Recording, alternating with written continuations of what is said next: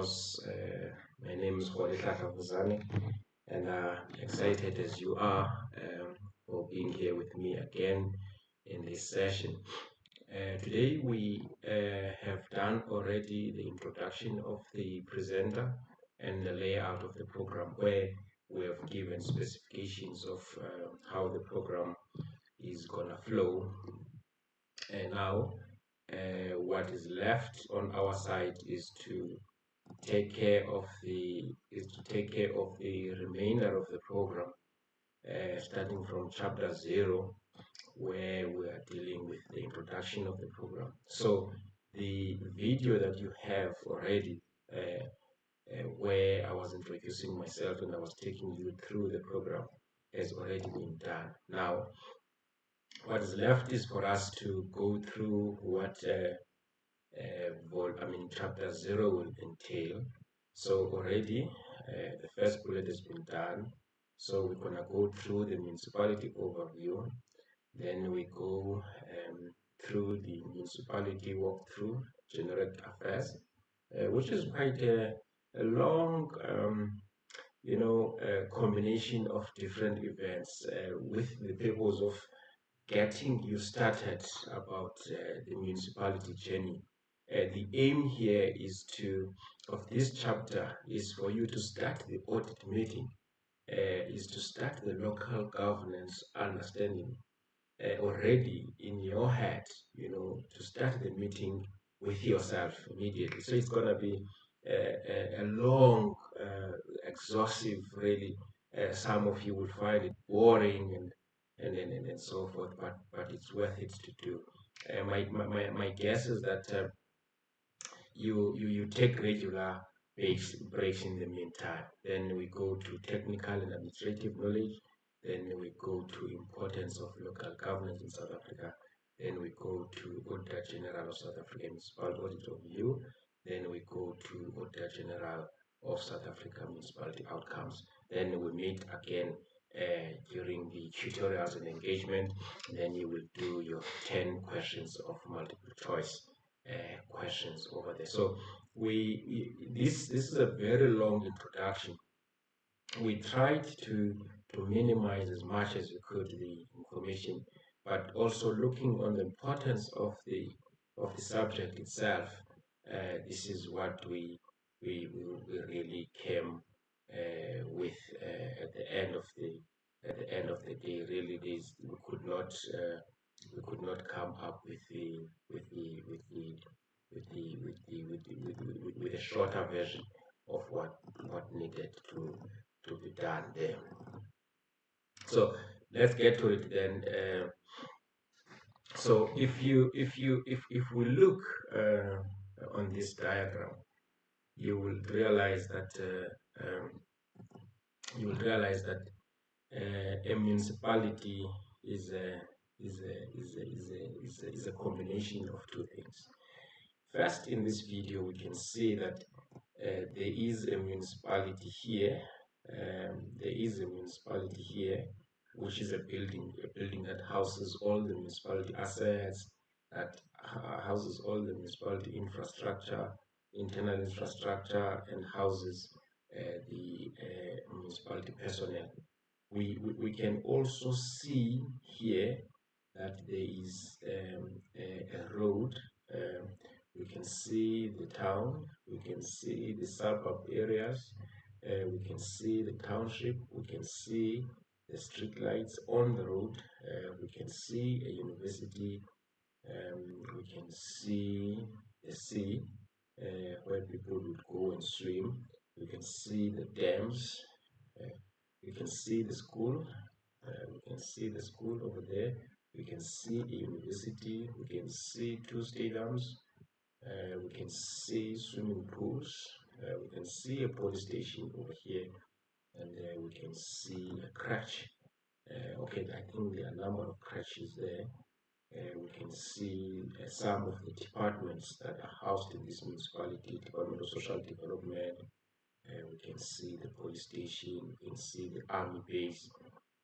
We can see the rural areas there. We can see the gravel road. We can see the bridges in the gravel roads. We can see the sewage site. You can see the sewage dams, and there's quite a lot of information that we can see from this municipality. So a municipality has got all of these things. We can see the cemetery, we can see the sports fields, we can see the roads into different directions, we can see the fire brigades, firefighters over there. We can see another township on the other side of the town. Uh, we can see the development zone uh, where manufacturing is happening. So it's quite a good combination of things where you see the town itself, the commercial space, and you see the household on the other side. So that sums up now the understanding of what a municipality is. But what we don't know here is whether this is one municipality or these are two municipalities, and we don't know whether in this municipality we have a district municipality, a local municipality, or a metro. But what we have picked up so far is that there are quite a number of things that are happening in this municipality, which helps us to understand what is entailed in the municipality. Now here at the municipality building, so in here we find the personnel, we find the infrastructure, computers, desks, you will find vehicles, you will find, you can see the vehicles, some of the vehicles maybe they are hidden on that side. So that's where the municipality, when you are saying you're going to the municipality, that's where these people will be going into. So this is the municipality, even though that building in slide 2 is responsible for this whole part. Okay, perhaps let me mention that if this is to local municipality, then we will find out later on how these two municipalities are sharing the space and how they've been demarcated in terms of the Municipality Demarcations Act. So here is the municipality itself, the building where people would normally go and say we're going to work, so they are coming to this building, the municipality here. This is the municipality, right? So what we're picking up from here is that the municipality itself, because of this slide 2, this is one building, but this one building is responsible for this whole jurisdiction. So we can pick up that the municipality itself has got a responsibility to generate funds, to pay operational needs, to pay capital needs, to pay personnel. So the employees of the municipalities are paid. The municipality will buy desk for itself, furniture, computer hardware, and all other network issues, ball pens, cleaning material, ink, paper, printers, and all those things.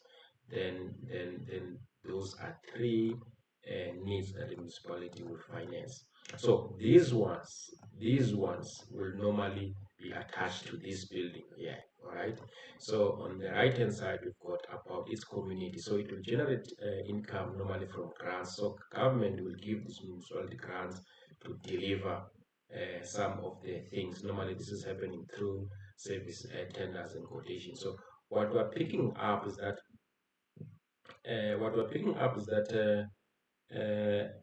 on the right hand side is that grants will maybe finance the rural roads, installments of electricity, lightning, electricity, dams, and all those things. So that one will be on the on the right hand side. Now let us go now to a very, very detailed understanding of the municipality. What has been happening, what do we know about municipalities. Okay, so here we are told that municipalities are running empty, are running on empty, and there are a number of reasons for that. we can see from here, that the problem is financial management, and we are being told that the situation with municipality on finances has been deteriorating and has been since deteriorating. So I'm gonna request you to go through the whole article in your side. However, the author here also mentions that even though municipalities are becoming unsustainable, there are also pockets of success. I suppose that this is happening to some of the municipality. Look what they're introducing here. They are talking about a name. This is in accordance with the ratings Africa (RA) Municipality Financial Sustainability Index. So please note that okay, in a municipality there is a rating agency, sorry, that talks about municipality index, municipality financial sustainability index. Also, what I picked up here was that most of the municipalities are increasingly becoming dysfunctional. They are not functioning properly, and they are making an exception here to say, except in the Western Cape province. And the question is, why would municipalities within the country will be malfunctioning, and only in the Western Cape there is an exception. And I want us to keep that in mind. And they say the key problem is that there is gross financial misconduct. What does this mean? What does this mean when they say there is a gross financial misconduct? And they are saying the problem is that the gross financial misconduct makes it impossible to deliver some of the services to the community there. And they say the issue here is that for 2023 financial year, most of the municipalities, 112 of the municipalities, were operating at a deficit, although some of them managed to reduce that deficit, like the municipality. So we now know what a deficit is. It's when the municipality is operating on less than the revenue it has. So expenses are more than that. So that is quite insightful to think about. And they say, look at Nelson Mandela. They say Nelson Mandela municipality has been doing well, and it has increased its MFSI score. You remember the Municipality Financial Sustainability Index from 50 to 56 between 2023 and 2020, between 2022 and 2023. And this is not something really to be excited about, because it looks like the municipality did not do much there.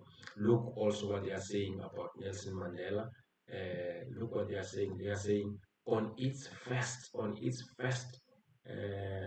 Nelson Mandela received its first unqualified audit from the Auditor General in the 12 years. Imagine, for the first time on the 13th year, I suppose, he managed to get an unqualified audit report. Why? Why? And they are citing a number of things there, problems with liquidity. They managed to deal with, uh, they, they brought in a new approach, a sensitivity approach to budgeting and all those things. And when you get to think about it, because not all of us will be dealing with Nelson Mandela Bay, and of course we are using this to imagine our situation, to say, if Nelson Mandela Bay is having these problems, what is happening in my municipality? How is my municipality related to this issue? And how have we managed to escape those problems, or why our problems are escaping? They say here in Tshwane, they managed to build up a strong revenue collection and reducing expenses, and rebuilding controls. Those are the things that they've said. And they said issues like cities tax administration,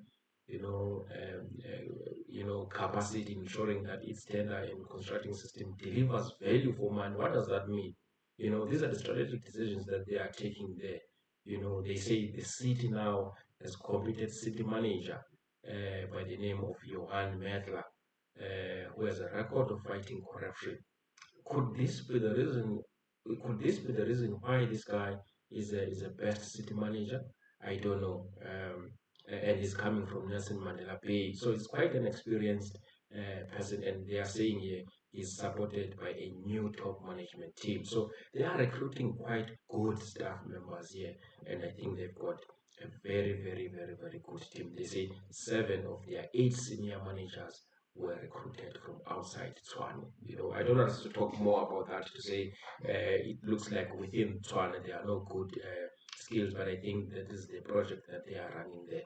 But they are saying, irrespective of what we've done, irrespective of what the success it is, what is important in situations like these ones, what is important in situations like these ones is the culture. What is the culture? In other words, I think the culture of doing well, the culture of doing what is right, and they are saying here one of the things that they've done, they talk with the labor unions, to say let us not have salary increase for some time in the future, which helps them to curb some of the expenditure. Remember what they said here. They said the essence of Tswane Financial Rescue Plan is to increase revenue collection and reduce expenditure. So part of the things that they have identified here was that they must reduce salaries, because salaries could normally be one of the biggest expenses in an entity. And also, they are saying here it was important to go into mediation on the salary issue. They didn't just cut the salaries. They brought everyone together and they shared their vision of what must be done. Of course, salaries won't stay not increasing forever, but I think because they want to get into a certain approach, and hence they had that. So that's what is happening in some of the municipalities, and these are the issues that you're gonna get from other municipalities. And this is the winners of from this sustainability index. What we're getting here from Eastern Cape, only one municipality won. It's Semo. Free State, that one with a score of 46. This score is less than 50%. And Mpumalanga, there you can see Mpumalanga Nkomazi is 38, and Northwest Moses Kotane 35. Look, Western Cape Mosel Bay is looking at 74, and when we look on Gauteng Midval, it's sitting on 74, and KwaZulu Natal, Duguza, Estanga, and Palito, that is 64. So we can see that provinces like Eastern Cape and Northwest, Northern Cape, and Mpumalanga are really struggling there. So here are the metros. The metros.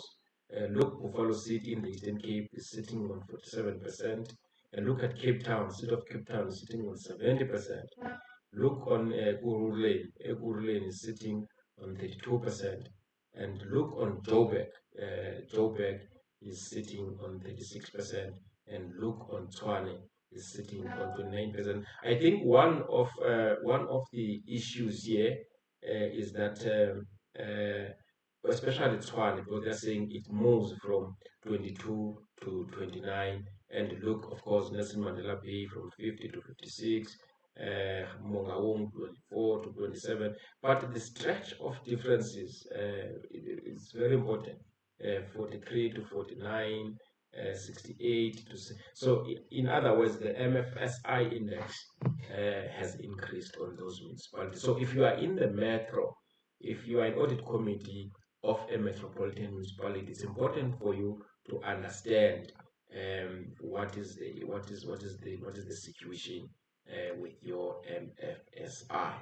All right. So what we also get here is that the problem with funds in these municipalities has made it impossible to pay for service rendered by service providers, including ESCOM. And what are the implications of not paying ESCOM? Can you track the implication of not paying ESCOM into the books of account? What are the reasons for that one? And of importance, this municipality has been able to improve the collection rates, from its citizen. Citizens normally pay for rates, and they say they did this by taking unpopular decisions, to collect money from people. People who normally resist to pay for municipality service, but at Swane, they say we took drastic decision for us to get into where we are. Here we are getting told that the weakest provinces are Free State. So if you're in Free State, you must know that your municipality is already flagged. Mpumalanga, Mpumalanga and Free State, those municipalities are flagged. Northwest, although Northwest has achieved as an improved on the MFSI, but look, the Northwest is not doing well, and Eastern Cape is not doing well. Only one municipality in Eastern Cape was doing well, and it's Sengo. So these are the issues that we need to take into account as we prepare going forward to our audit committee to understand what are the situations that affect our local municipalities or metropolitan. They say, look, the problem with misfinancial management reduces residents' quality of life and deepening the drag of economy. So it is very important that we encourage municipalities is to do well on financial management. So those are the issues that we're picking up from Article 1. Okay, this one, look at this one. This one is interesting. It says, KSD mayor promises to write off residents' debts. Okay, so it means that the municipality would have billed the residents, and the residents did not pay. The debts of those bills increase, and now the mayor is promising the write-off of those debts. I'm sure something happened. There's no mayor that would just wake up and go and promise people to that he will write off the debts. It's either there was a strike. It's either we're close to local government elections, or we're close to national elections, and this is another way of softening the residents. Was strategies like that these one we need to understand at what time of the year are they opening. So we are told that even though the municipality would want to write off these debts, the residents must qualify. There's a condition here that the residents must qualify for an indigent relief. So immediately, as an audit committee member, you need to know what is an indigent relief. Is there a register that is kept by municipality? How is that register populated? So, but the biggest word that we need to keep here is this indigent relief. So, how does that go there? There is also, so the mayor was accompanied by a budget and treasury portfolio. What is this portfolio all about? How does it help the municipality to have this portfolio? Zugisa Ghana is the portfolio political head for budget and treasury portfolio there. So we can see that there is a mayor and there is a portfolio head, Zugisa Ghana. So we can almost have a sense of how the council is structured, and they went to these people. All right. So they are the issue here is that people are complaining that KSD must stop billing them for municipality rates. But why wouldn't people want to be billed for the rates that they enjoy? And the mayor here promises that the people who have RDP houses will have their electricity restored. Why? So there's a lot that is happening here. It's not all about cutting off the debt. Is also restoring people back to the grid. Something big is happening here. Why the mayor is doing all these things? So what did the residents say? They said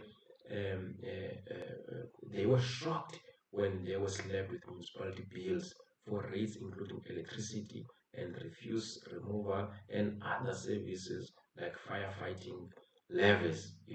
And yet the municipality had never collected refuse in the area since it was formed. So this is talking, can you see now, this is talking about the municipality books. The municipality wants to claim for services rendered, but it never performed any services to the community. And that almost wrong. So you need to look now on the ethical side of the management to say, what type of administration do we have in this municipality? That would bill people for things that they know that they didn't do. Look how much people owe there. Look how much people owe.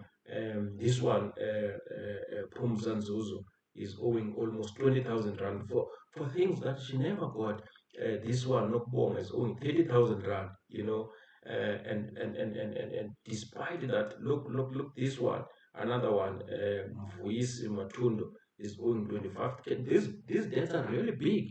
You can see that people are really slapped with debts that they don't know, and these debts are very big. Look what is the councillor is saying here. Mr. Ghana is saying, no, don't worry about this amount, 20,000, 30,000. We can get into arrangement for you guys to pay this month over a period of time. But why would you want people to do that if you did not do that? So look here, people are saying they didn't even deliver this service to us in the first place. Why do they want this money from us? And they say, no, we can. What KSD could do here, King Sabata Talinge Municipality, what they do, write off all these debts and let us start the process fresh. I think I like this part. I like this part where they say, okay, let us start on the clean slate. We don't say we don't want to pay, but what we're complaining about is that we don't know where these bills are coming from. So, but it's okay, write them off and let us have the process started again.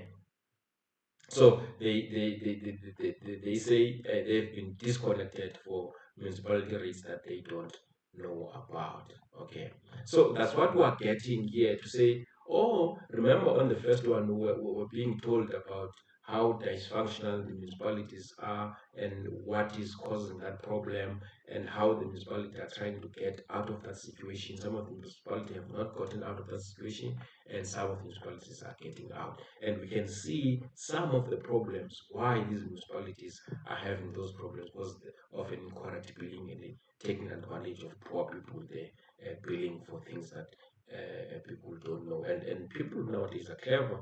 You cannot undermine people and say, no, those people we're going to just take advantage of them. So people are aware of issues. So on this one, we are just told about, the death of the councillors. This one who just collapsed and died in a hotel lift in Johannesburg. I think they attended something there, and this one um, is when the mayor, Princess Fago. I know Mayor Princess Fago. I met her for the first time when we were doing. It was the chairperson of the KST and KST municipality. So when we evaluated for performance management, the municipality manager there, the mayor was there as well. So she was coming as an external mayor. So look what she says. She said Guabe was dedicated to his work from the day he was elected as a ward councillor. He's talking positively there. Really, this guy was doing well. So there are good things even at council that is happening. Also, we saw on the previous slide that the mayor was accompanied by the budget and treasury portfolio head, Mr. Ghana. So it looks like some of these ward councillors are really doing a good job. But what is worrying is that Wabe is the third PCM councillor to die in the past 6 months. So I think this slide, what it tries to do, it makes us to understand the circumstances that are happening at the council and issues that could make the council to be unstable. The death of the councillor would mean that there must be another person coming in. That person will need to understand the processes, and that can bring some delays. Look, also Tom Kaise, Tom also died with gunshot. This person was killed. So it means that the issue of criminals is not sitting with us residents. Government is also facing the same problem, and if it's happening like this, it means that the real government has got no approach to deal with it. And this is another mayor that has died from what 12 Andile pattern. So we can see that there are a lot of death around PCM councillors, and of course we cannot limit this on PCM. I'm sure Port Elizabeth and Nelson Mandela Bay and other areas in South Africa are affected by this. I think what this slide was trying to tell us was that be aware that life is continuing, things are happening in the council, and every day audit, audit committee must have an approach to understand these issues and how these issues affect the audit committee and how the audit committee must rise above these issues. What are they telling us here? Here they are telling us about security cost. Chris Hani, we are told that Chris Hani now is taking a new approach. They are replacing human security capital with technology. But what are the implications of this? Is this perhaps a temporal measure? Is this a long-term issue? How is this going to be worked? Looking on load shorting issues. So there are a lot of issues here, and they are also aimed to reduce their high cost of security, which ballooned from 60 million to 81 million. It's quite high, it's quite high. This was revealed from the financial statement on the performance side that there are issues with security there.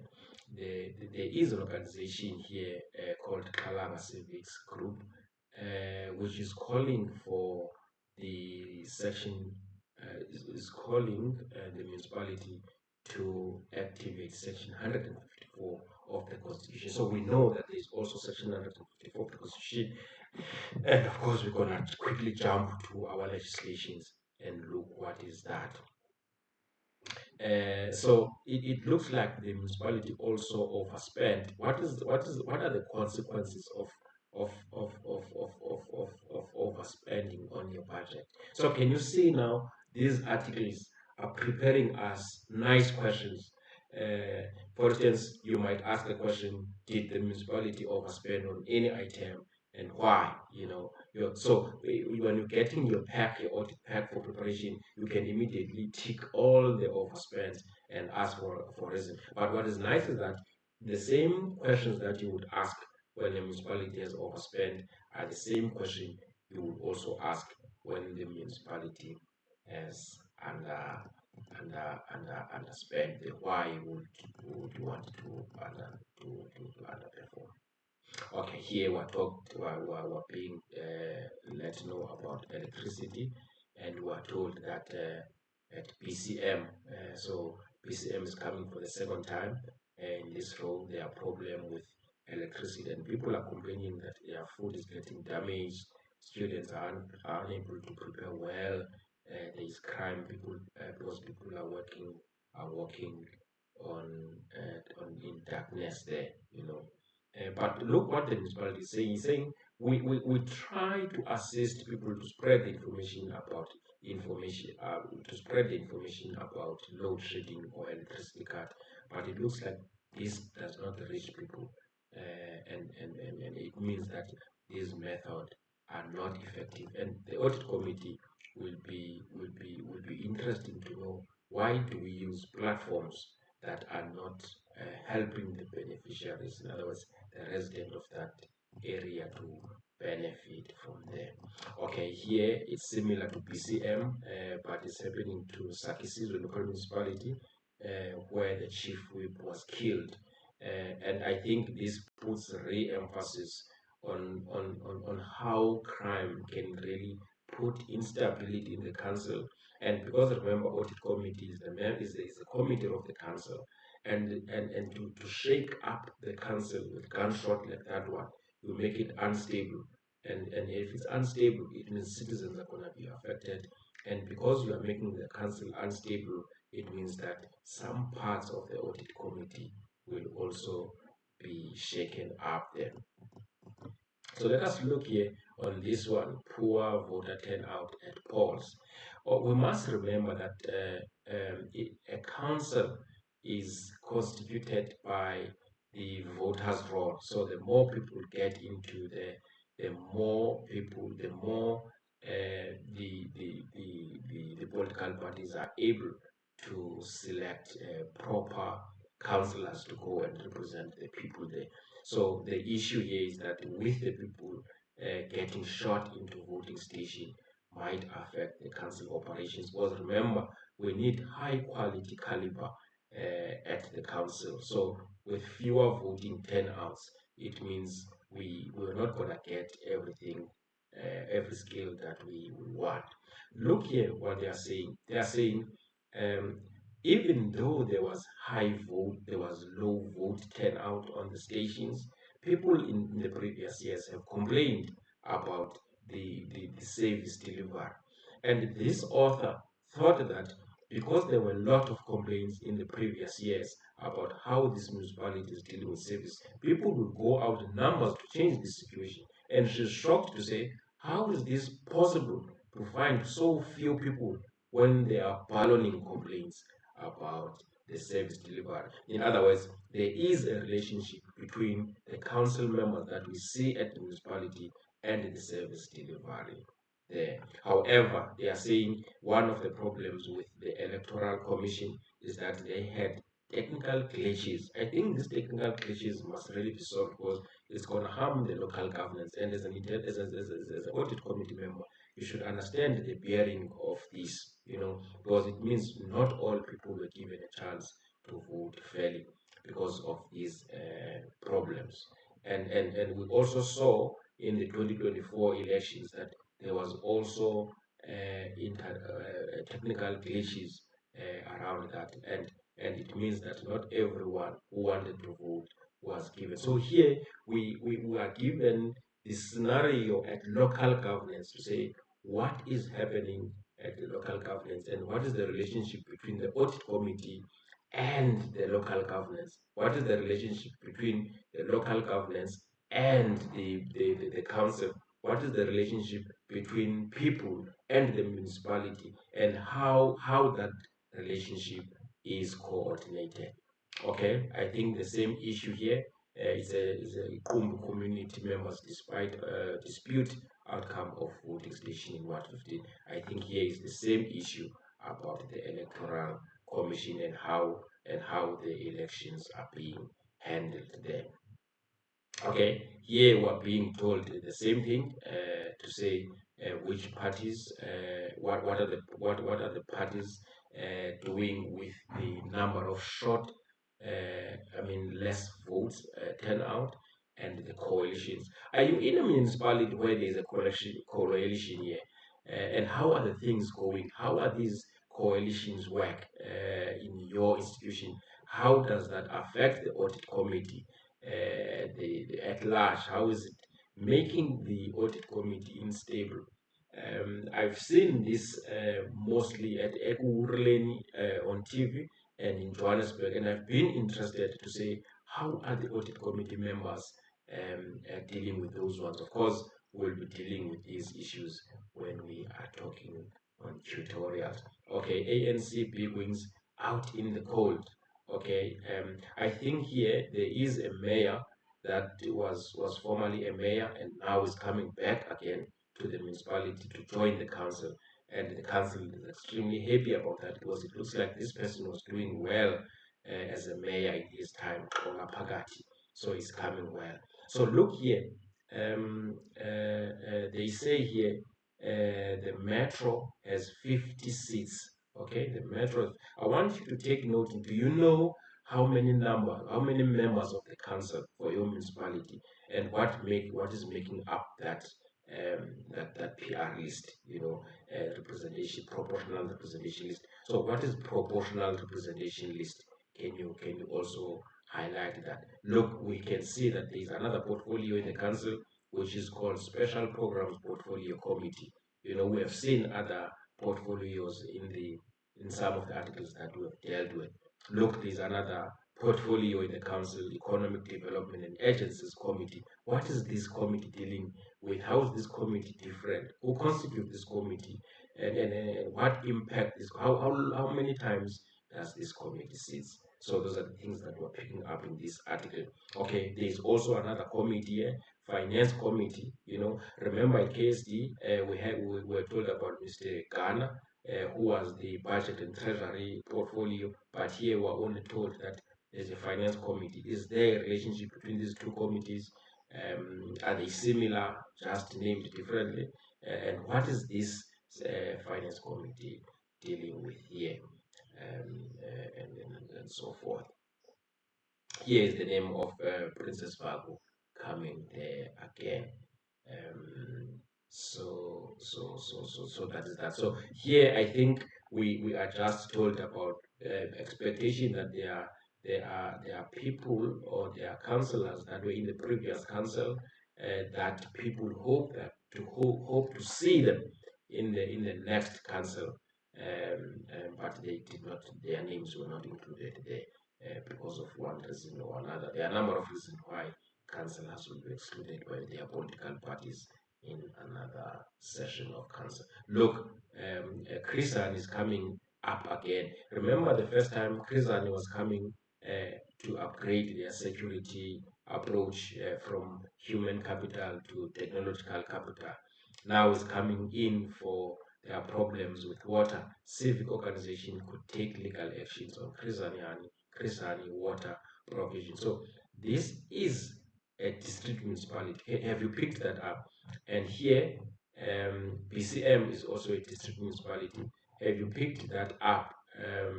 That KSD is a local municipality.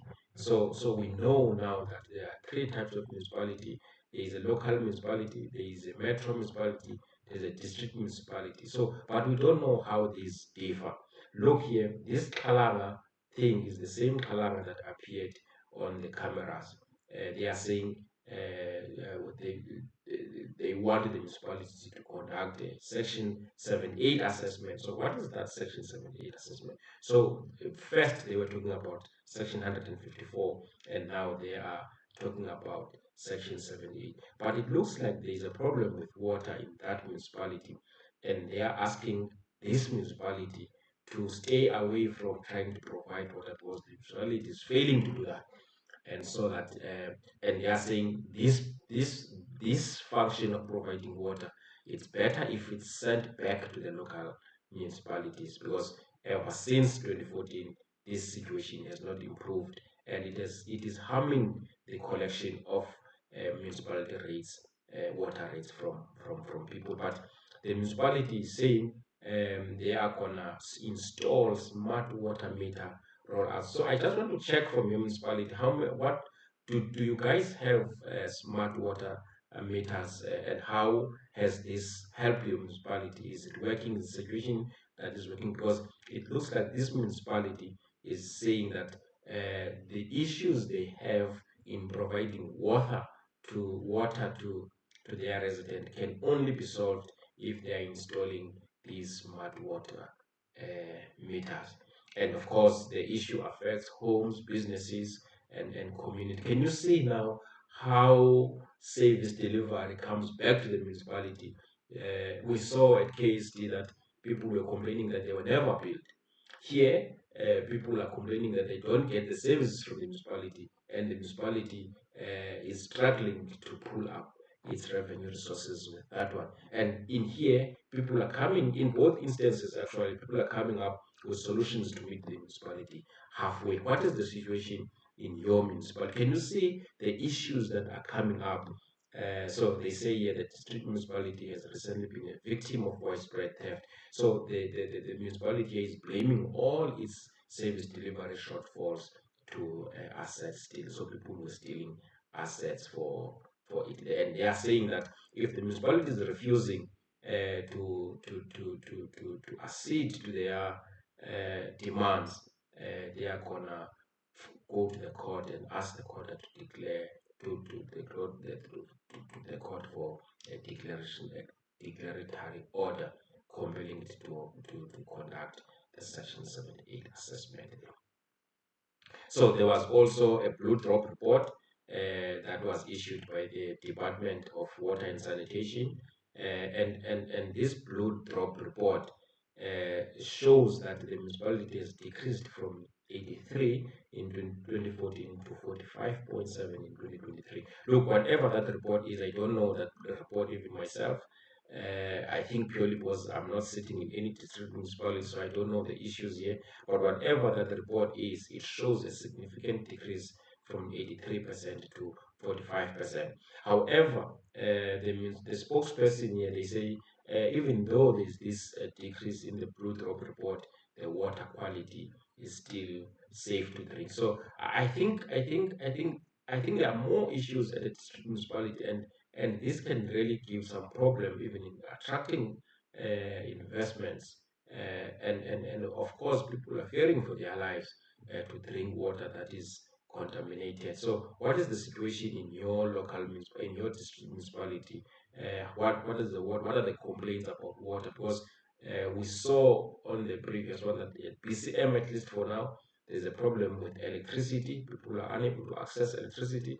We can see here that Christian is coming for the first time, for the second time. Now they've got problem with water. First one, they had a problem with assets stealing, and now they've got issues with water, and residents are not happy about that because they think that water is not drinkable.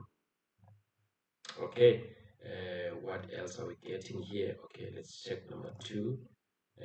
Here, okay, I think residents are forcing the municipality to take this section 78 assessment. Of course, we're gonna look on our constitution and find out what is this section 78. Happily to note that at least we've got 2 sections from the constitution. One was talking about the section 154, same municipality, and another section is section 78 in the same municipality. So I think this municipality is really having problems with the constitution.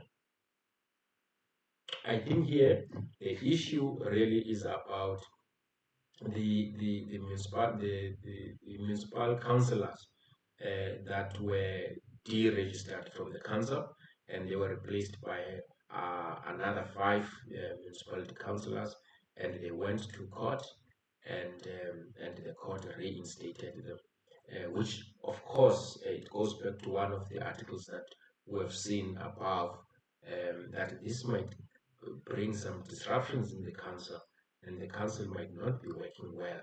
And what are the implications when the council is not working well? Because it means that there are infights in the council now, and these 5 councillors want to be reinstated back. But what are the implications of in reinstating these municipalities, these municipality councillors, and how is that going to make the council to be ungovernable? But look, interestingly here, they're saying this one has got 27 seats, the other metro had 50 seats. Can you see how are these seats being determined? That is something else that you need to know as an audit committee member, because you need to understand perfectly the environment in which your audit opinion would matter. They say these councillors were inaugurated in an extraordinary inauguration ceremony. What does this mean?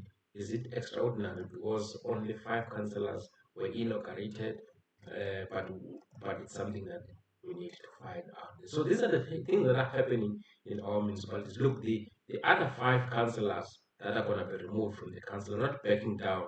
They are appealing for this decision, and they are also seeking for an interdict from the municipality, the ones that are coming in to say we need the right to work, and we don't want the speaker and the mayor to jeopardize with what we want to do here. So these are the issues that are making the council unstable. We have seen previously crime, death, and other things that are shaking up the council. Here, the fighting here is making the council to be disorganized here. So these are the issues. So these issues are ranging from different categories, But what I think is important here is for you to understand what are the issues in your municipality, what are the issues from other municipalities, and how are you guys successful in your municipality in dealing with those issues, or what can you share with other audit committee members on how you are dealing with problems. Look here, they're talking about water rationing here in Ngobo. It's a Christian district municipality again is having problems there with water. There is a public notice that is going to be issued to the residents to alert them about water.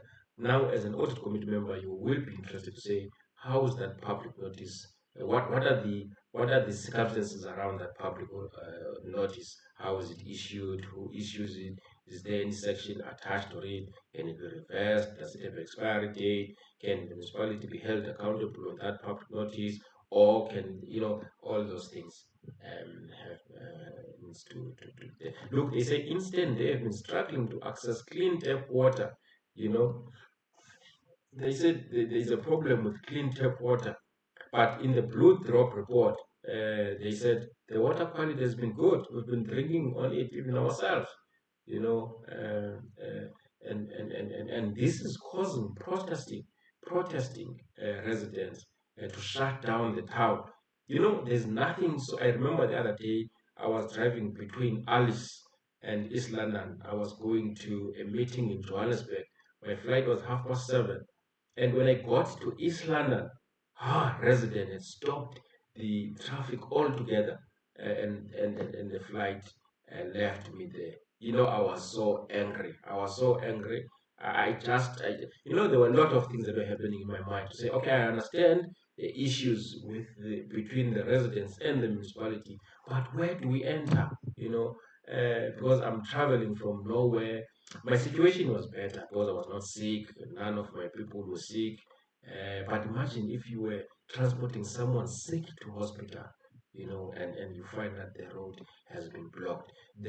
Some of the reasons about this water access is that some of the issues that it brings that businesses are closing down because of this issue, and it means that it affects now the quality of living because people are losing jobs, and I think most of these people are gonna be youth. Look, they are talking about implementation of bulk services. What is an implementation of bulk services? I'm sure you're gonna note that down. Does your municipality implement bulk services, and how can you pick it up? Where can you pick up? Where's the documentation from that one, and what you can understand from them? So the water supply has been unreliable here because there are no dams to support the source of water. Why is this the case? Why there are no dams that are being built?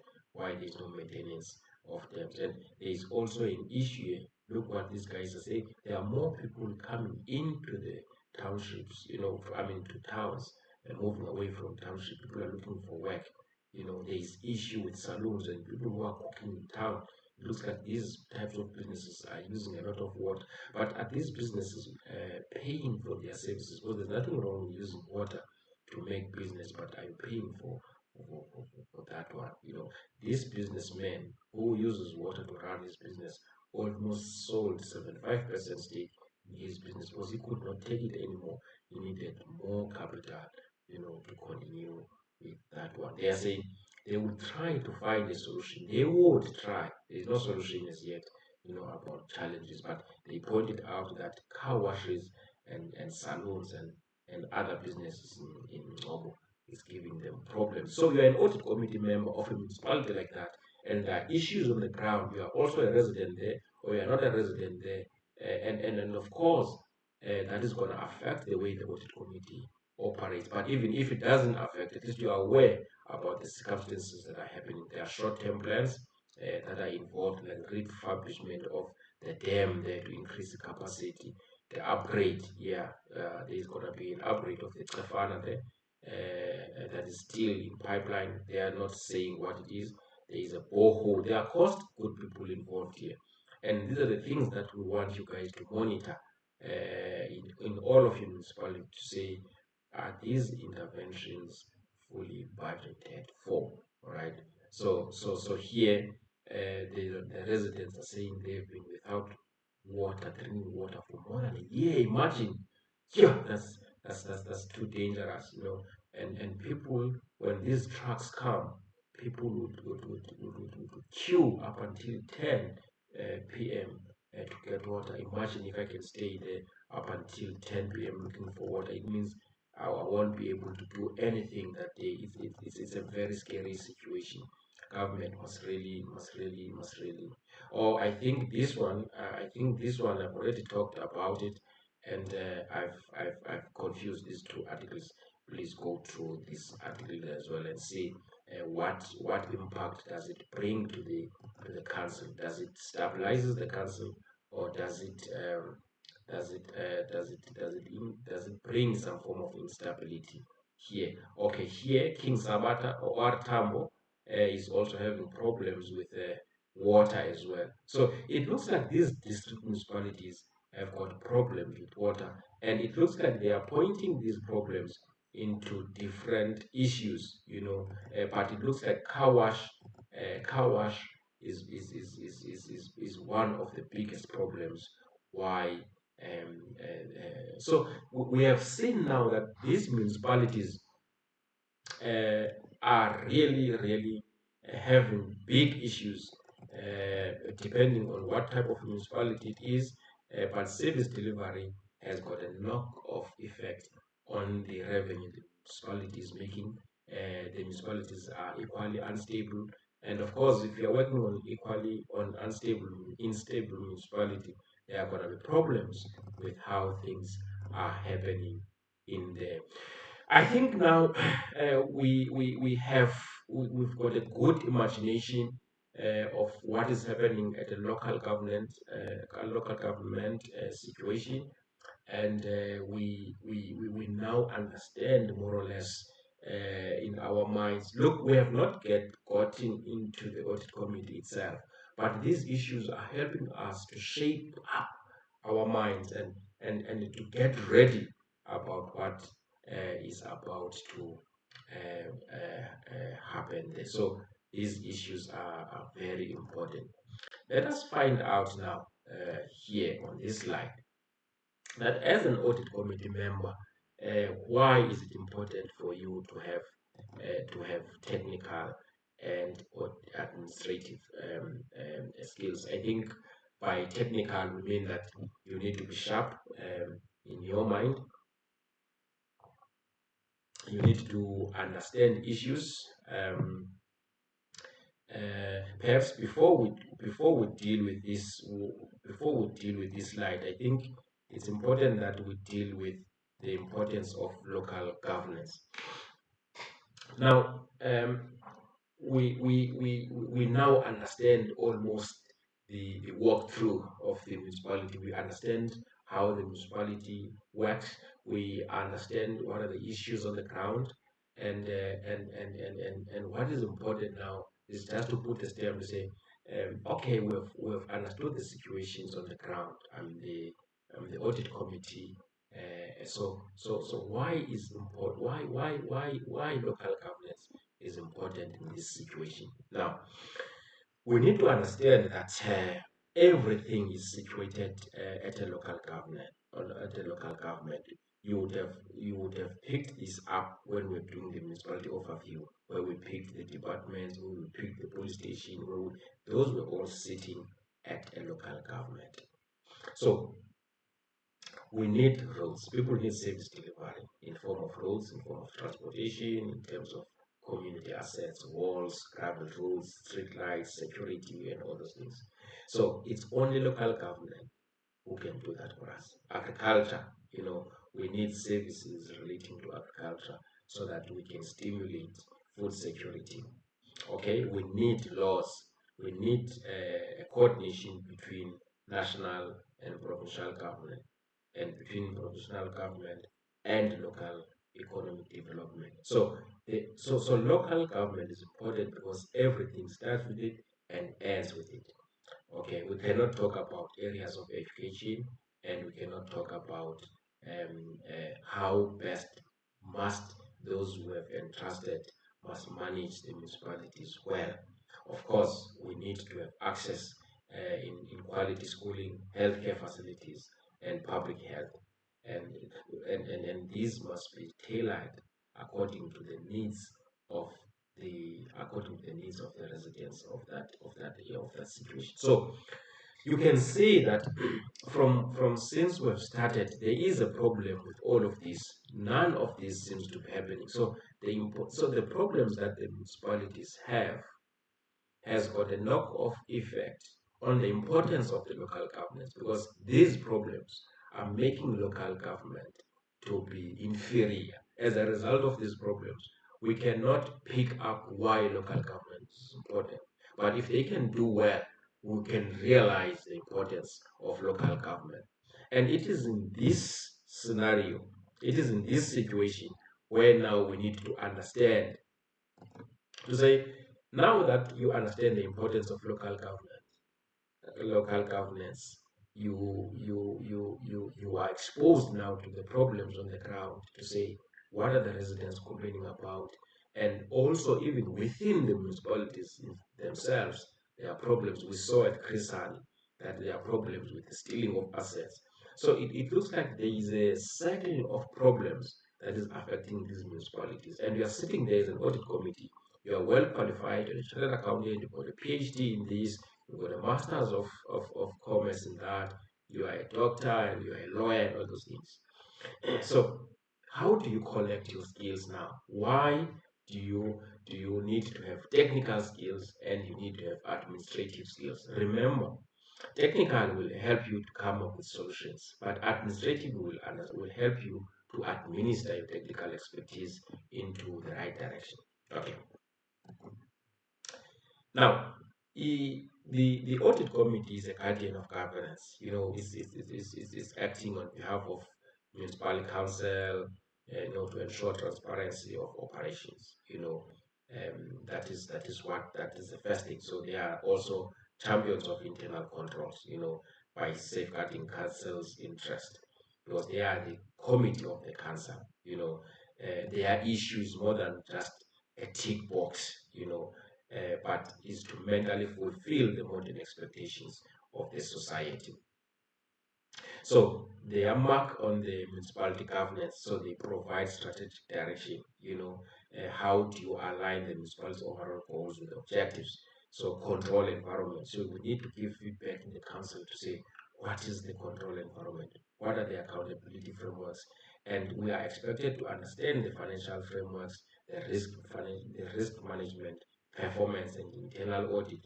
So audit committees are required to have a deep understanding of these areas, because this knowledge now is gonna help us to understand how do we best allocate our skills on the issues that we have now understood. So we need to be able to communicate, we need to be able to collaborate, we need to understand self-awareness. In other words, the reason we've done the walkthrough, it makes us to be aware of the circumstances. Sometimes we want to bring nice answers, but they are out of context. Answers must be tailored to deal with the situation of the municipality. We are the committee of the council. What type of work we do as an audit committee that would make the council to be effective. How do we work as fellow audit committee members to achieve what we're here for? How do we assist the municipality administration, that is municipality manager and his staff members?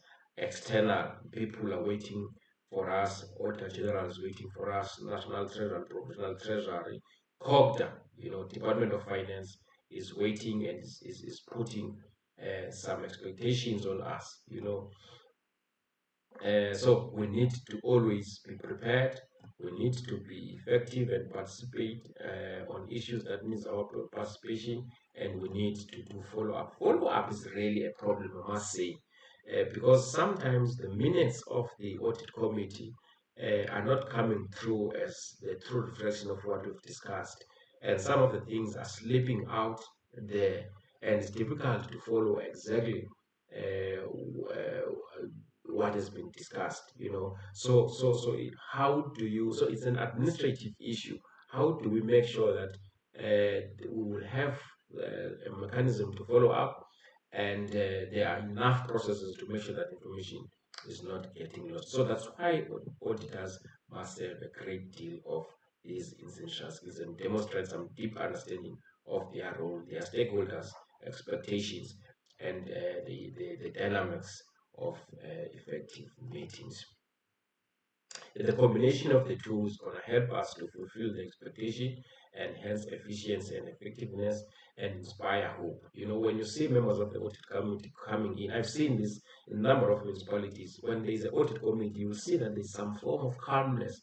People are so respectful of what's going to happen, and it looks like there is some form of hope that people think that will derive from this. So the way we govern ourselves, the way we write our report, the way we argue, the way we disagree with one another, the way we write our reports, the way we assist ourselves to write the report, the way we craft our audit charter is very important there. And of course, whatever we do needs to give some strategic direction to the municipality finances and performance management. We restore accountability, which is a very difficult thing because remember, an audit committee goes there to advise, and only when our advice is taken that we're gonna be effective. We strengthen assurance because remember, we are in between Auditor General and the municipality administration there, and support the external goals and internal goals, and empower communities because if we are doing right and the management is taking what we're doing, the community will be empowered there. So at the end, we want the municipalities to have a clean audit, not just unqualified, but a clean audit. And we clarify the roles between who must do what, between internal audit and the auditor general, and what is the difference between those and the auditor and the audit committee. And if we are doing well, those were the council committee. If we are doing well, the committee the council will be doing also well there. So I think the gist here is that the audit committee is a powerful force of change. If the audit committee is not doing well, in other words, I imagine this to mean that the audit committee must be a good team. It doesn't mean that we should be friends, but it means that we must be a good team. And it's within ourselves to find out that from ourselves, to say, how do we make this work? I remember sometimes when you get audit packs, you'll find that the pack has got 1,200 pages. Within 7 days, you must have read it. Sometimes this is impossible. And a suggestion was made in one of the audit committees, because there were five of us, to say, let us divide the pack. Let us look on the agenda and distribute the agenda to say, Mr. Buzane, we want you to do these parts of the agenda. Mr. B, we want you to do this part of the agenda. In some way, we were trying to. So in the next meeting, someone else is going to do the other part that he did not do in the previous meeting and all those things. So there's no issue of specialization and there's no issue of forcing other people to do what they don't like, but because we need to cover a lot of work required, that we should really do that. So we now understand that because of these areas of concerns that we have seen in the municipality overview and in the walkthrough. Now, we then reminded ourselves on why local government is important, and we thought, what type of skill do we want and what type of administrative expertise do we want, because we need to respond now to that one, so that we help this community to move forward there. So then that takes care of the technical and those administrative skills. Okay. Um, uh, what has Auditor General been saying? So So this is the amount of money that has been spent by government on metropolitan municipalities: 262 billion, 335 billion on district municipalities, 83 billion, and municipality entities 52,000 there. So the year they give a description of what local municipalities can be and a description of what a municipality entity is there. So they say there needs to be a culture of accountability. That is the only thing that will improve service delivery. So they say currently as it is, there is a poor auditable outcome. There is already weak financial management and reporting practices in local municipalities. Can you tie this back to what the Nelson Mandela Bay was saying? Can you tie up this to what Tswane was doing? Is there any relationship between these two? They say no improvement over time. But we've seen improvement in Tswane, Nelson Mandela Bay, and of course with other municipalities that we did not think about. That were not part of our articles. They say the situation did not get better. So it, and remember, one of the articles was saying the article was saying the municipalities are not sustainable and the situation is getting bad. Situation is getting bad there. And of course, we have seen that one of the biggest problems is that there is service delivery failures. But now we understand that service delivery is also a variable in municipality governance, because there is also an issue of paying rates. Because one municipality might argue and say, how are we gonna deliver services properly to people who are not paying for the services that we're delivering? But that is gonna also be counteracted, because at KSD local municipality, residents were complaining that we were not even given this service delivery, but we were billed. So there are a lot of issues there, and I think Auditor General is trying to solve some of those. Poor governance. Poor governance could be the audit committee not doing its job, and all council structures. The council is not doing well. We have seen the issues that could lead to the council not doing well.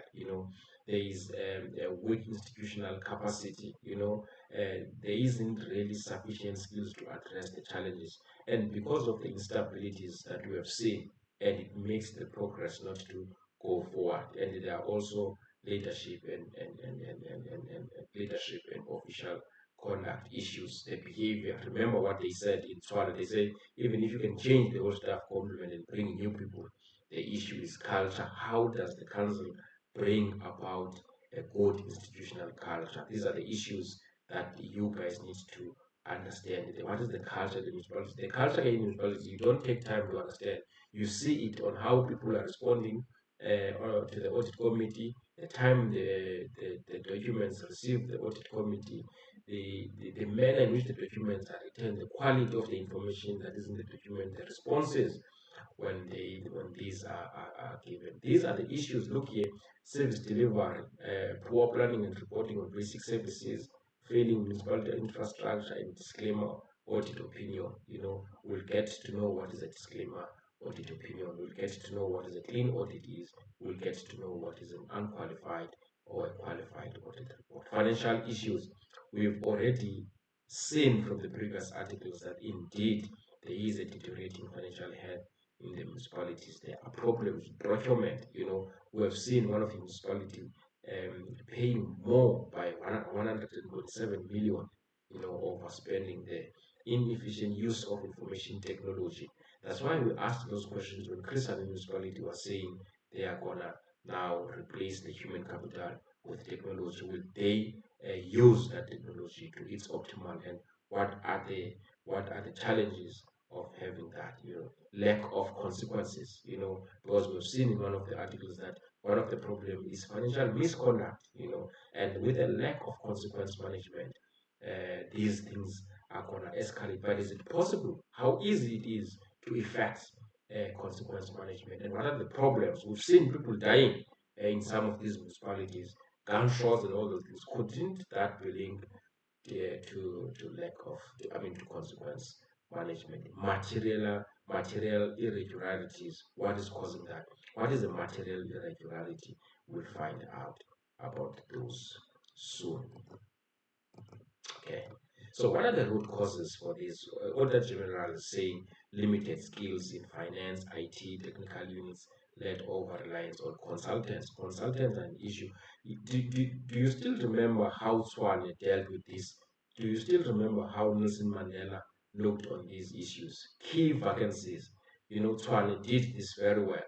And it looks like they've got a very strong and they've got a very strong CFO at Nelson Mandela Bay. They now have an unqualified audit report. It looks like they've got a new CFO. I don't know, but they've been struggling to get into that because it looks like coordinating these skills against what needs to be done is also a problem. There are also a combination of factors that are delaying these things. Governance failures, lack of control. So, can you see, as an audit committee member, how best we try to incapacitate you to understand these issues, so that by the time you get into an audit committee, you behave there as if you've been there for so long. But if you've been an audit committee member, we help you to remember, to freshen up, to restart your memory, to say, aha, I almost forgot about this. Lack of controls, ineffective governance, internal oversight failures, internal audit units and audit committees were ineffective. That's what Auditor General is saying. Say these guys were ineffective. They were not doing much on their job. But we're gonna talk about what makes an internal audit unit to be effective, or an audit committee to be effective. I remember in one of the municipalities, the issue there was the time the audit committee would start and ends. I remember in one municipality, the audit committee will start at 9 and it ends at 1. Everything has been discussed. Or if anything has not been discussed, there's going to be another meeting. In another municipality, we'll get there at 9, we'll leave at 10 p.m. and we did not finish the meeting still. So how do we draw to say this audit committee is effective, this audit committee is not effective? Is it really a matter of time? Is it a matter of time, or we can measure the effectiveness of the audit committee otherwise? But is there any information that we can get about the time in which the audit committee will start and end? The intervention support from coordinating institution. We have seen in the previous article, that some of the Salga was complaining about Minister Velenkosi Hlabisa, saying he doesn't have expertise to deal with local governance. These comments clearly show that he doesn't have expertise, he doesn't know much about local governance, and so forth. And Velenkosi Hlabisa was saying, we want to support municipalities, but they don't come up on board to get the assistance, and they don't want to talk to us, and this brings problem. And it looks like there are problems with coordinating the intervention between the spheres of government and the local government. Okay, I think I missed the slide here. Okay, this one I'm done. So this one, what should be done really? Capable municipalities. So we can almost tie this back to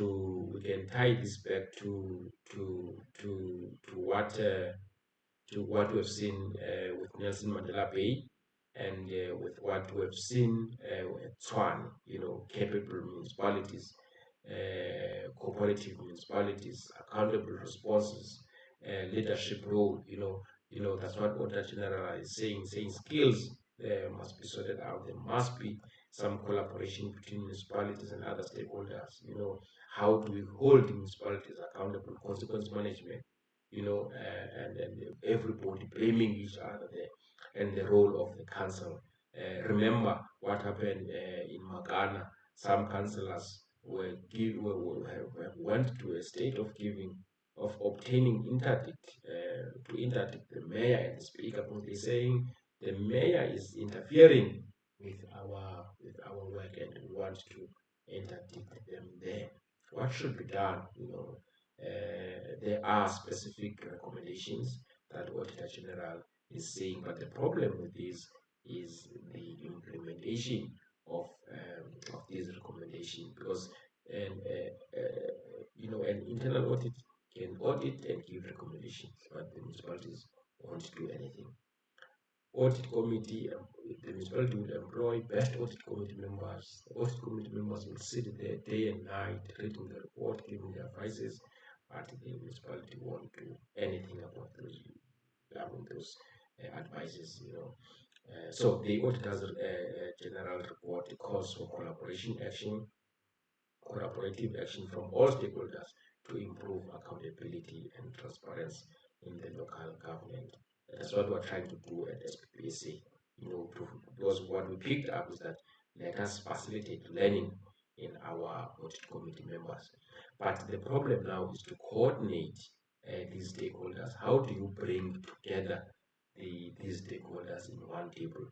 That is another issue that the SPPSA is looking into, because we're trying to do seminars, we're trying to do discussion tables, we're trying to bring the mayors together, we want to spread the gospel of governance, because although everybody will wish that there's good governance, but the gospel itself about good governance is not well spread.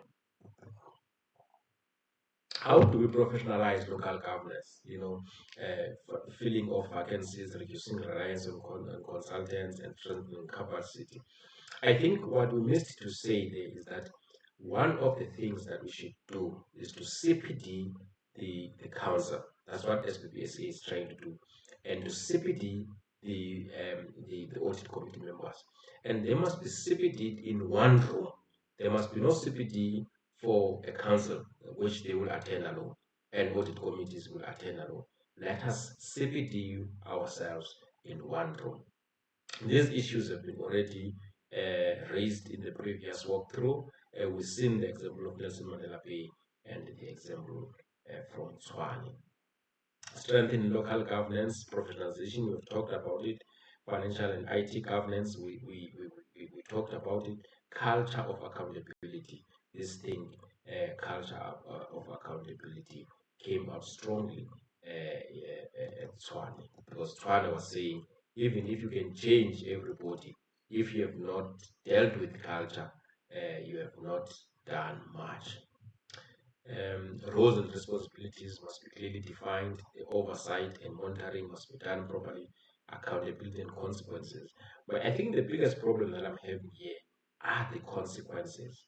How easy it is to put consequence management. We have seen people dying at PCM and in some areas, KwaZulu Natal, exactly because of that. So how I think it's an area that we should look to say, is it realistic? This issue about consequence management, is it realistic? Because part of the consequences of consequence management is to bring the municipality into to disrupt the municipality, because people will start to go on strike and all those things, and people will target one another and all those things. So Auditor General has got a very nice ecosystem graph, where they say accountability is ecosystem for local governance, and they bring it nicely to say, here are the officials, here is senior management, here is the accounting officer.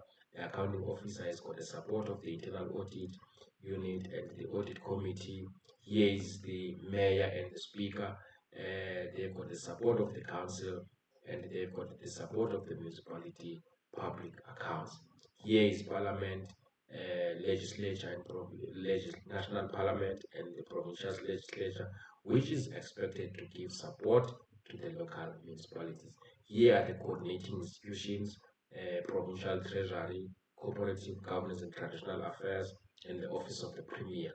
Hence, you will find that in your audit committee, there will be someone coming from provincial treasury and cooperative governance. But what I think most audit committees have failed to do is to best utilize these two departments. And I've never seen anyone actually in any of my audit committees coming from Salga. here is provincial leadership. Remember, in one of the articles, Minister Veleko Sinehlabisa saying we want to support municipalities, but municipalities are not coming together. So these are leadership and decision makers, and this side is support and oversight. The role is to influence, to give much more insight, and to enforce consequence management. Okay, there are people with different responsibilities in the ecosystem, but what I've also picked up in the ecosystem is that some people don't understand their responsibilities and would want to play on the lane of others, and therefore giving additional burden, because now we need to deal with more administrative issues more than combining administrative issues with technical issues there. So there are a number of ways to strengthen the ecosystem, but I think at SPPSA we are saying first CPD people give information about what needs to be done, refresh them, and the audit committee as a structure of the council must be CPD'd with the council. So at SPPSA we are looking to find more council members attending this course. More, because what is nice about this course is that it's stationed, it doesn't go anywhere. Any person can always get to it. Strengthening capacity, improve governance, fostering accountability. These issues came strongly from what we've seen on the article about Nelson Mandela Bay and Tswane. Of course, we've talked about coordinated support, committed to change the culture, positive momentum. How do you bring people? I think Tswane, there's a lot that needs to be learned on Tswane, especially in talking about labor unions there, collective responsibility. Can we do this together? What are our responsibilities? How can we share our responsibilities there? Which now take us to the last slide, which is the audit outcome. So what we see from here is that the report of the Auditor General will will audit two things. So Auditor General will report on financial statements and performance reporting of the municipalities. So here we see audit outcomes for the municipalities. So unqualified with no finding, there were only 41 municipalities. Unqualified with findings, there were 100 municipalities. Qualified with findings, there were 83. Adverse with findings, there were 4. Disclaimer with findings, there were 26. And those who did not get their audit opinion is 3 of them. And that is what 2021 to 22. And this is 2022 2023. Look at 2023, 2022. Unqualified, 38. Unqualified with no findings, 38. Unqualified with findings, 104. Qualified with findings, 78. Adverse, 6. There's an increase there. Disclaimer with findings, 15, so it has decreased. Outstanding, it has increased from 3 to 16. So the situation is really not good. It's a very bad situation of what we are finding from municipalities. And of course, you will remember on slide number E, on slide number F, there were recommendations there. I think these slides is just mirroring some of the things that we've already been talked about, to say there's a problem in getting clean audit reports. There are very few municipalities with clean audit report. Western Cape, is there any learning that is happening as we speak between the provinces? Because Western Cape seems to be doing well.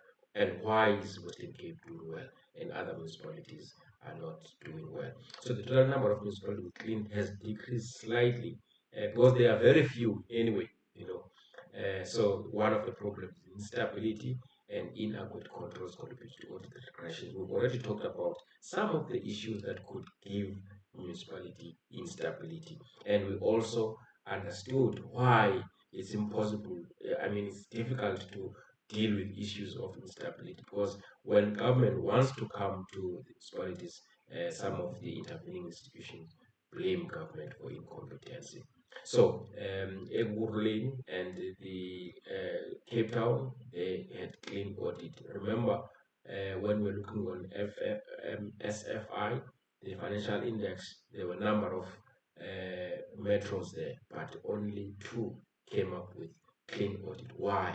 You know, so improving financial health is crucial for effective service delivery. But how do we move there when there are residents that are complaining about service delivery? When there's a municipality that is complaining that residents don't pay for the rates, how do we go there when we for the services? How do we go there when the when the resident says we don't know where these monies are coming from. We don't because we don't even get the rates. Imagine, so the situation is very bad. So stabilize leadership, the council, but it looks like it's not easy. Invest in capacity building. There are no funds to do that. Strengthen controls. Things are not approved on time. Municipality, there is ineffective systems. There is no personnel to do that. The short staff, internal audit committee. There is no coordination of the audit committee. Auditor general is just doing their staff because nobody is able to deal with them because of the capacity that is available. So the movement, we've already dealt with the movement, improved clean audit, 5 municipalities, sustained the status, 33 municipalities, lost the clean status, 7. But why is this municipality losing the clean status? These are the investigations that are not happening, which I would also encourage some of the audit committees when they are doing their masters and their PhD to look on these issues. So here are the municipalities that have sustained their clean audit. So Eastern Cape is Joe Gabi, a certified municipality for 2 years. The Winning Matikizela Mandela for 2 years. In Gauteng, City of Ekurhuleni for 3 years, and the Midval for 9 years. But one will be interested to know how many municipalities here in the Eastern Cape and how many municipalities in all of these provinces. So that we know that it's 2 municipalities out of, in Gauteng, it's 2 municipalities out of, KwaZulu-Natal, King Cetshwayo for 2 years. Look, Okotlam, 8 years, that's good, that is good. Umhlatuze, 3 years. Elimpopo, Waterberg, 2 years, only one municipality in Limpopo, almost. So if this municipality, Waterberg, can drop this, none of the municipalities will be doing well there in Limpopo. Mpumalanga, only 2. Ehlanzeni, 3 years, and Nkangala is 4 years. Northern Cape, 4. Francis Bart, Hantam, Namakwa, and MZ now district municipality. So for 3 years there, that is going well. Eastern Cape, Western Cape is a very long list there, so which we cannot even have time to deal with there. So these are the issues that we thought perhaps in the introduction, let us get you to understand what is happening at local government, and how you need to prepare yourself to get into the. But as a structure of the council, there's no way an audit committee can do this without the council. So what needs to be done? Transparency and credibility, reliable performance picture, and empowerment for stakeholders. These are the things that must be done to improve the situation there. Okay, so legal compliance.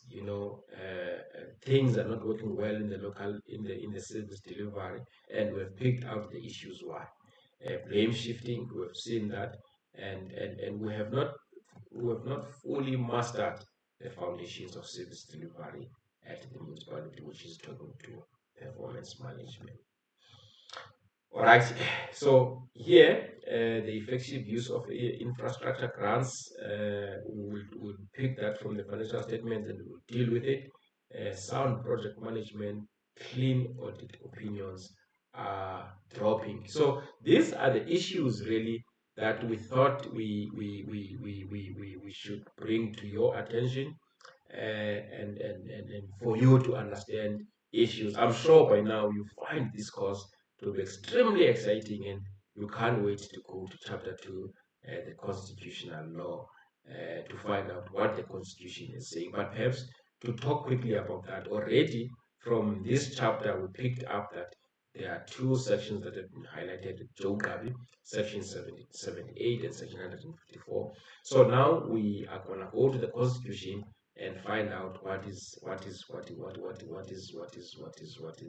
on there. So what is left now is for you. What is left now is for you to get to the tutorials. So there's going to be tutor there that is going to be discussing some of the issues that we dealt with in this introductory part. And after that, you can do your multiple choice so that you can get your certificate or CPT there. All right, and you're going to keep that certificate because some of the municipalities will ask for CPT. And what is nice about this CPT, you are not attending a public sector CPT. You are attending a CPT that talks to the municipality, the one that you are dealing with. Ladies and gentlemen, thank you so much for being with me. I know that it has been quite a stretch of things, but fair enough for us chartered accountants.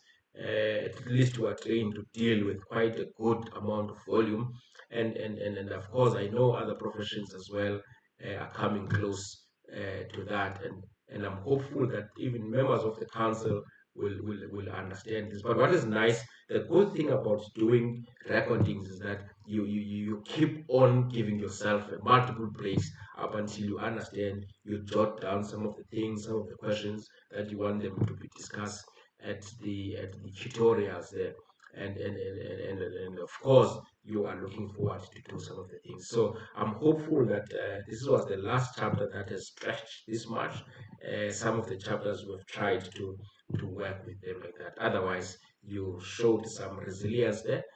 Thank you so much for staying on up until the end of the chapter. We'll meet now on tutorials. Then you will write your CPT questions there. Thank you so much, ladies and gentlemen, for attending this session.